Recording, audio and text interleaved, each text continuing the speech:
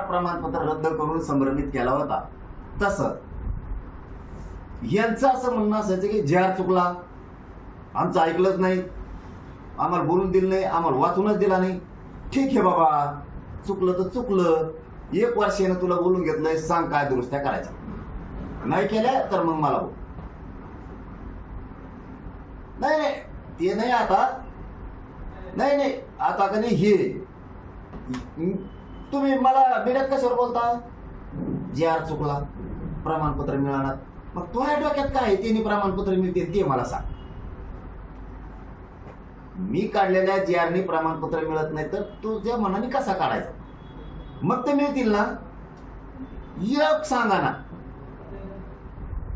मग मराठ्यांपुढं हे सिद्ध झालं आता की हे लोक, जरांगे पाटील इमानदारीने काम करतोय, फक्त यांना करून द्यायचं नाहीये. कारण हे कोणाच्या तरी ऑफिसला आहे, शिंदे साहेबाच्या तरी ऑफिसला आहेत, फडणवीस साहेबाच्या तरी आहेत, अजितदादाच्या तरी आहेत, विखे पाटलाच्या तरी आहेत.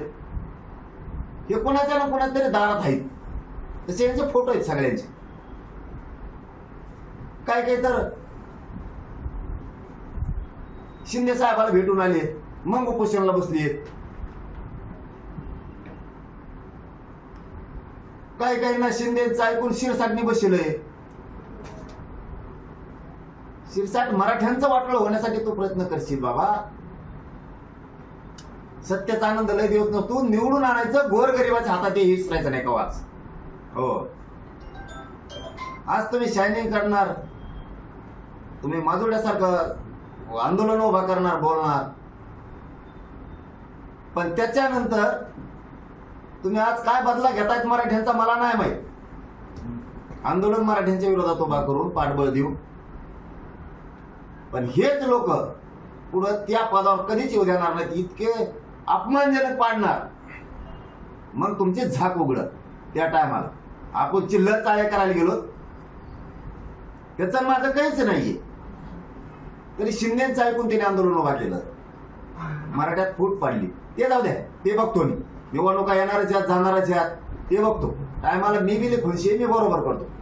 माझं सरळ म्हणणं आहे की मराठा समाजाचे काही समन्वयक, काही अभ्यासक जे आटापिटा करतायत ना, हे बदल, हे चुकीचं, हे याव झालं, हे त्याव झालं, बोलल्यावर येत नाही, त्याच्यामुळे खुर्च्या रिकाम्या ठेवल्या.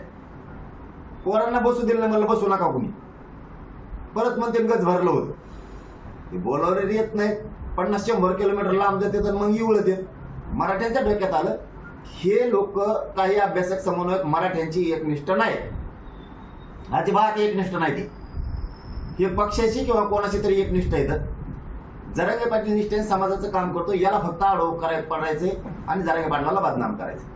आता मी विचारलं ना तुम्हाला, जनतेसमोर, मीडिया समोर, आंतरवालीतल्या एवढ्या मोठ्या हजारो लोकात, सांगा काय दुरुस्त करायचे. सगळ्याला बोलू दिले, काही नाही, फक्त आडवं पडायचं, काही नाही यांच्या डोक्यात.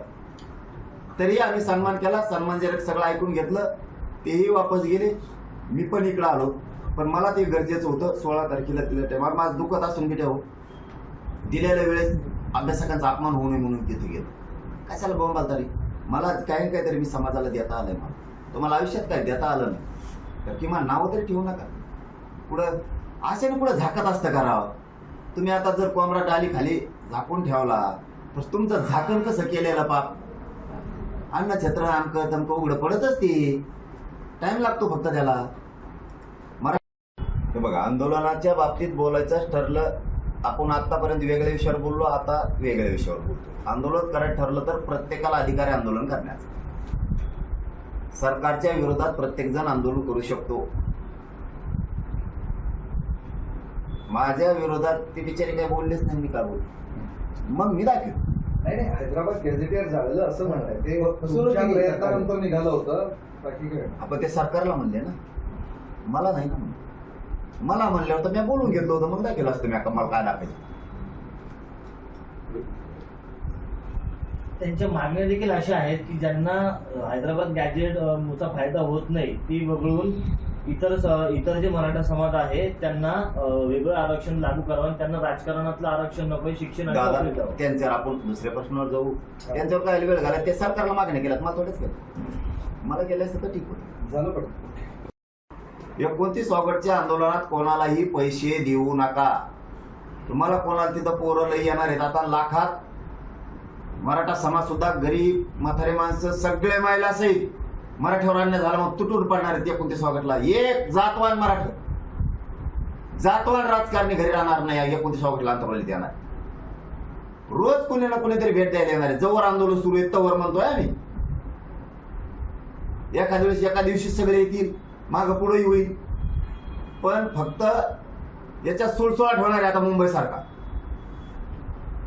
कोणीही पैसे द्यायचे नाही. ज्याला अन्न छत्र लावायचंय त्याने ते आपले माणसं पाठवायचे, जीव घालायचं 2 रुपयाचे. बिस्किट पुडा द्यायचा तर द्यायचा, पाण्याची बाटली द्यायची, त्यांनी स्वतः 2 बाटली काय द्यायची त्याला द्यायच्या पाण्याच्या. पण पैसे कोणाकडे देऊ नका.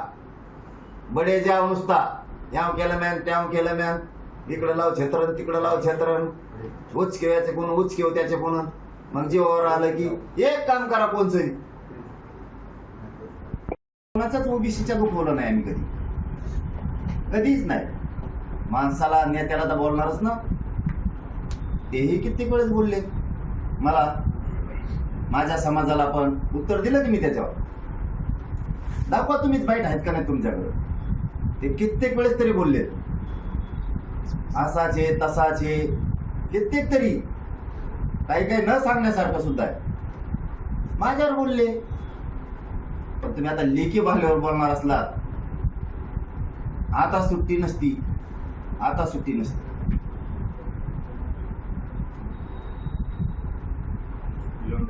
पाटील, काल जी बैठक झाली तुमच्या अभ्यासकांची, बरेच चर्चा झाली, दावे झाले. काय ठरलंय फायनली? काही वर्कआउट झालंय का ते? माझं कर्तव्य जे होतं समाजापुढं ते मी पूर्ण 100% पूर्ण. राज्यातल्या सगळ्या अभ्यासकांना 16 ऑगस्टला म्हणजे मी काल बोलवलं. 29 ऑगस्टला उपोषण करायचंय. पुढचे जे कसे काढायचे, मागच्या काढल्यानंतर काय सुधारणा करायची का, काय करायचं याच्यावरती माझं कर्तव्य मी पार पाडलं. उद्या मला मराठा समाज म्हणला असता की अभ्यासक हमेशा विरोधात बोलतील, की हमेशाच म्हणतात आमचं ऐकून घेतलं नाही, आम्हाला दुरुस्त्या सांगायच्या होत्या त्या ऐकून घेतल्या नाही, ज्या चुकीचं आहे तर दुरुस्त करा, असा करा हे आम्हाला सांगायचं होतं. जरांगे पाटील आम्हाला बोलून देत नाही, बोलविलं नाही, म्हणून निवांत 16 तारखेला या म्हणून सांगितलं. महाराष्ट्रापुढं दिसलं यांना गोरगरिबाशी एकनिष्ठ राहायचं नाहीये. यांना फक्त मराठ्यांच्या विरोधात मराठ्यांचेच असून काही अभ्यासक समन्वय फक्त यांना बोलायचंय. हे सिद्ध झालेलं आहे. त्यामुळं आता इथून पुढं किमान त्यांना आता मराठ्यांच्या प्रश्नाविषयी बोलता येणार नाही. कारण त्यांची एकनिष्ठता पक्षाची एकच समाजाची हे आता मराठा समाज समोर उघड झाले. मराठी सरळ म्हणणार आहेत. आता तुम्हाला बोलवलं होतं, आले नाही. जे आले त्यांना जे विचारलं त्याची उत्तरं का नाही दिली. आणि मग तिकडे मीडियात बोलायचं. आणि इथं समोरासमोर किती चान्स होता. समोरासमोर मीडियाच्या समोर मी जर चुकीचा आहे तर मला उघडं पाडायचं मीडिया पुढंच. आमच्यापासून लांब जायचं 150 किलोमीटरवर मग बोलायचं. त्यापेक्षा इथं मीडिया, इथंच लोक पण आहेत. मी जर दोषी आहे तर मला मीडिया समोर उघडं पाडायचं.